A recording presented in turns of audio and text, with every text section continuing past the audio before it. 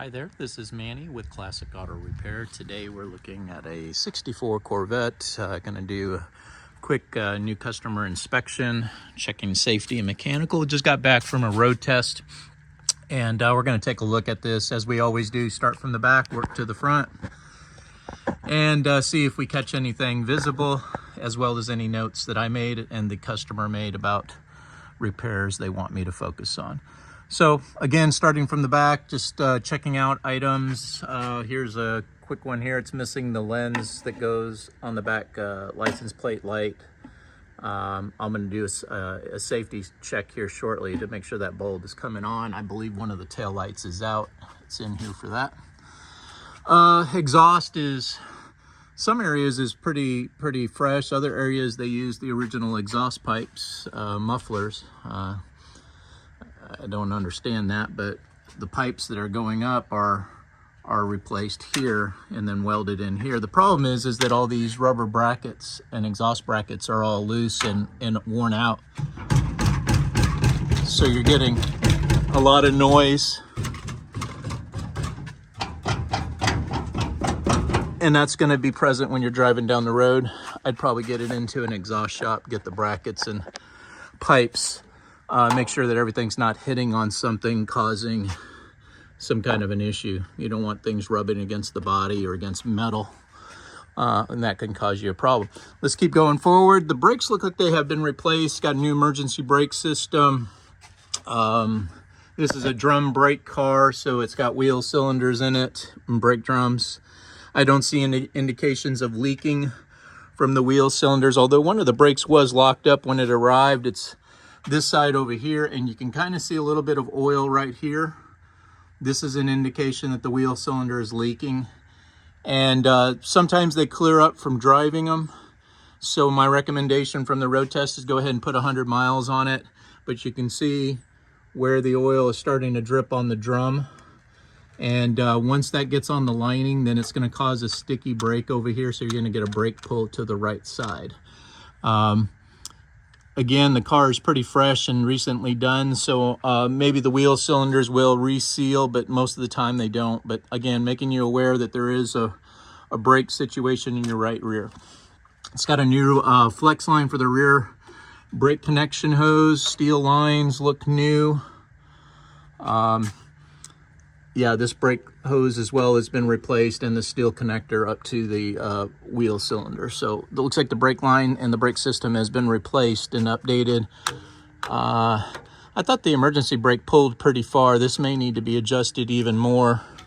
You can pull this to adjust tension to see. Feels pretty good.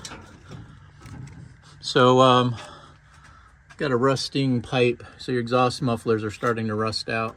Good time to replace these.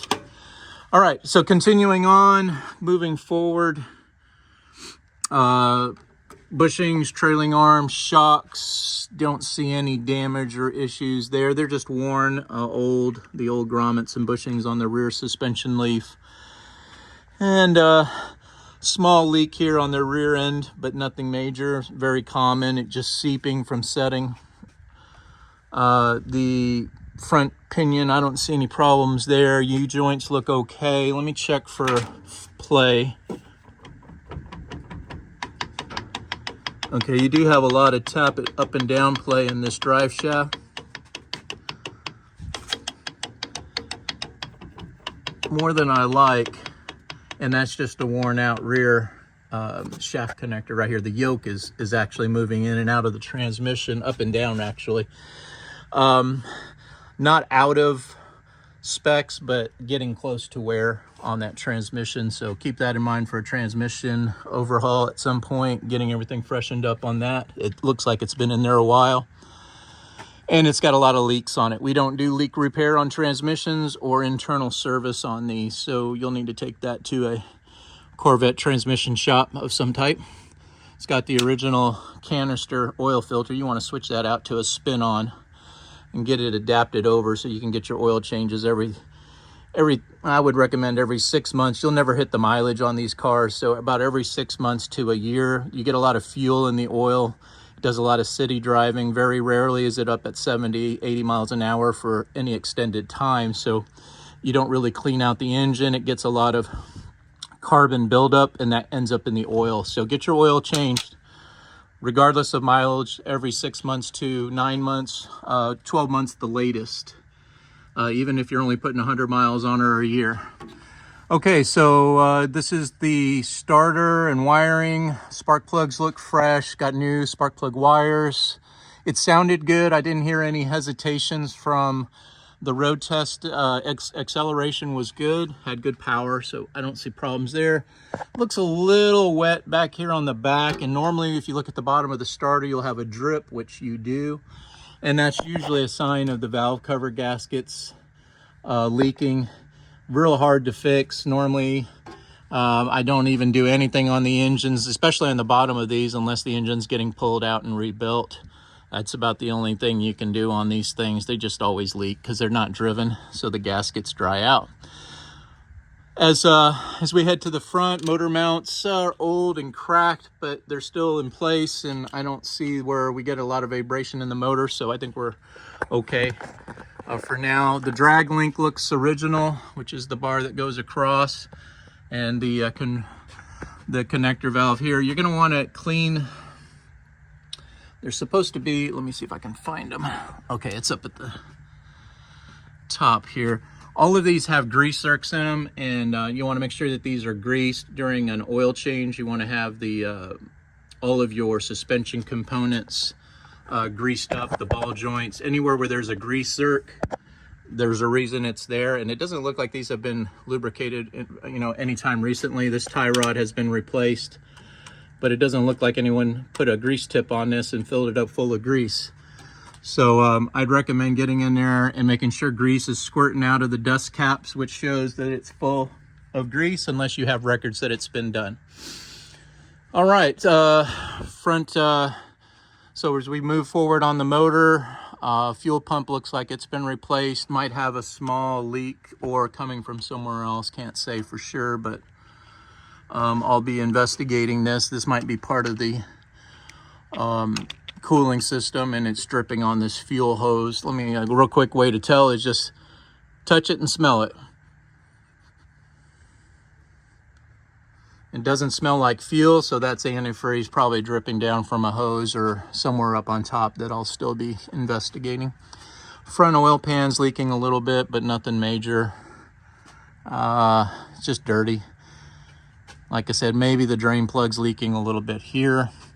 And you possibly, again, have another valve cover leak. It looks a little moist up there on the top by the head, and gravity brings all this oil down and eventually ends up on your driveway. All right, so exhaust again is replaced up towards the front as well. It's got new connector bolts. Let's see. Everything looks okay here. I don't see any problems. I've got a lot of shims on the body mounts. That's what gets everything set up for the doors, the door openings, and how the car sits on the frame. Some rust and metal work here. I don't know what's going on here. It looks like a piece of metal with a bunch of holes in it trying to cover up a patch of rust right here.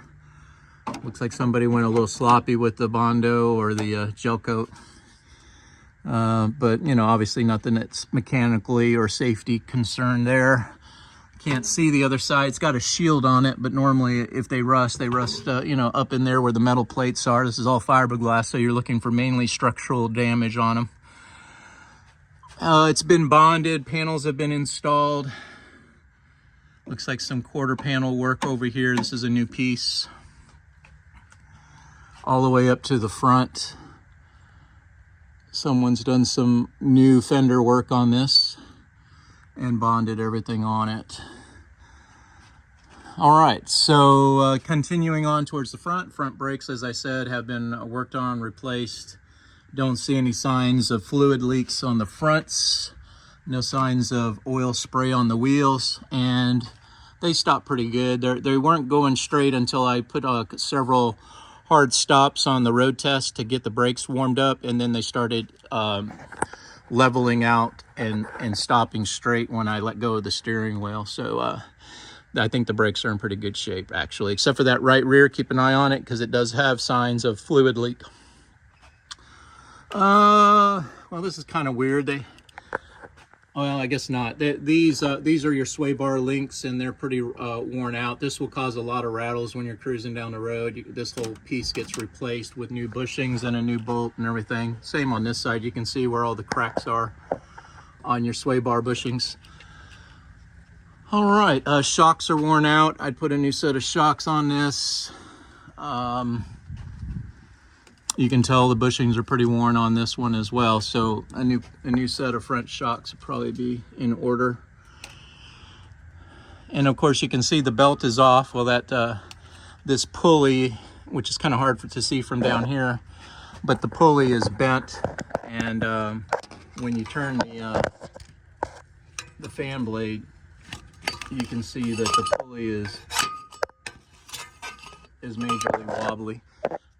So I'm gonna estimate out putting a new pulley, see if we can get away from having to replace the water pump and the clutch, the fan clutch, because those parts are also affected, and if they're bent at all, you're gonna get a severe vibration. So I'm gonna obviously try to do the fix according to what only needs to be repaired, which at this time for sure is the pulley, and then I'll go from there and see if I need additional parts. The radiator looks like it's cooling okay. It doesn't show signs of leaks on the bottom of it, but we'll definitely check the core on the top side, make sure everything's good shape there. Front suspension, lower control arms look like they've been replaced not too long ago. That metal looks too fresh to be original, so I would say the front bushings have been replaced, and the tops have been shimmed, and it looks like the top bushings also on the control arms have been replaced as well. So that's good. That'll keep everything tight. Looks like the ball joints are new on the top. On the driver's side, passenger, hard to say if that one's been replaced. Maybe. All right, let's see. Looks like these arms were I don't know what's going on here, but the bolts obviously didn't fit to the bumper location that they wanted the front guard, so they only put the back bolts in on both sides. That's a fitment issue. Probably more than likely these bars right here are bent. That happens a lot. They hit curbs and these things get bent, so they're up too high. So you get new bars and get them in the right location, then you can put all 4 bolts in there. Safety cotters are in, locks are on it, so that's good. I don't see safety issues with the suspension. And again, like I said, it looks like it's had some damage and some replacement. Even this fender looks like it's had some work done on it, or replacement as well. So some fiberglass work has been done on both sides of the front of this car. And then the front panels have been replaced. So maybe a collision or something, which would indicate why a lot of this isn't fitting here. All right, crossover support looks good, not rusted out, which is real common here. And then up here on the radiator support, always rusted out, but these look like they're in pretty good shape. All right. And then just the front nose itself. So looks good from top side. We'll be doing a video on it, but the bottom of the car is looking pretty good, pretty clean. I don't see any signs of impact damage that has not been repaired correctly. The frame rails look good. I don't see too much rust. Probably want to get some undercoat and some paint on some of this raw metal, and I don't know what's going on with these metal tabs that were welded on here. That seems very odd and not original. And of course you can see the condition of the rear mufflers. I've got an exhaust shop I can send you for recommendation, and you can probably buy a whole kit for the bottom of this car for Corvettes, and just have them replace all the pipes and put the brackets on right. And here's that other welded bracket over here. So you got the same thing over here. That's not original. On it, it's missing a lot of the lower screws to the rocker panels. Let's see. Front rail looks okay. I don't see any problems there. This side of the rail looks pretty good shape, so nothing to report there. All right, well, that's pretty much the bottom of the inspection. So I'm going to focus on getting it back to where I can run and drive it with the fan belt installed, with a new pulley, and then we'll go from there. All right, this is Manny with Classic Auto Repair. Hope you enjoyed watching. Have a good day. Bye.